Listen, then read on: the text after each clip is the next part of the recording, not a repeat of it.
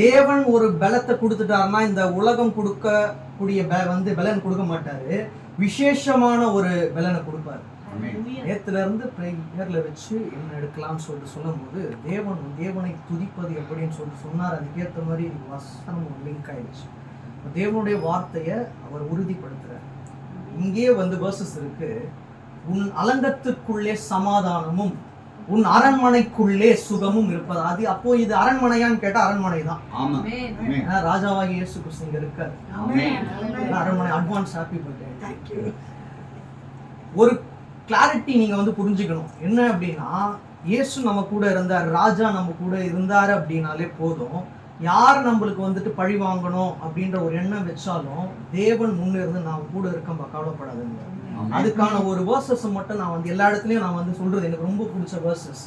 அதை சொல்லிட்டு தேவனுடைய வார்த்தைக்குள்ள நான் போறேன். யாரும் எதுவும் நினைச்சுக்குவாங்க 20 மினிட்ஸ்ல முடிச்சிடும். 1 hour 45 மினிட்ஸோ அதெல்லாம் இல்லை, 20 மினிட்ஸ். ஏன்னா listening capacity just 20 to 30 minutes தான். 1 hour நான் ஆக்சுவலாக யாரையும் தூங்க வைக்க விரும்பலை. என்ன சப்ஜெக்டோ அது சொல்லி முடிச்சிடணும். 4 விதமான துதி தான் நம்ம இன்னைக்கு பார்க்க போகிறோம். தேவனை துதிப்பது எப்படின்னு தான் நம்ம இன்னைக்கு பார்க்க போகிறோம். ஒரே ஒரு வேர்சஸை வாசிச்சுட்டு அப்புறம் தேவனுடைய வார்த்தைக்குள்ள நம்ம போகலாம். எசேக்கியேல் 25:17.